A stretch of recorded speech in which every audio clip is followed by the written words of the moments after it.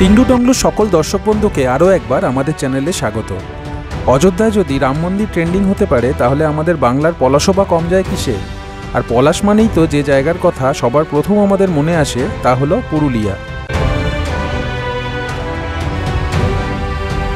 বসন্ত এসে গেছে, তাই এই সময় ট্রেন্ডিং পলাশ আর পলাশের রঙে রাঙা পুরুলিয়া।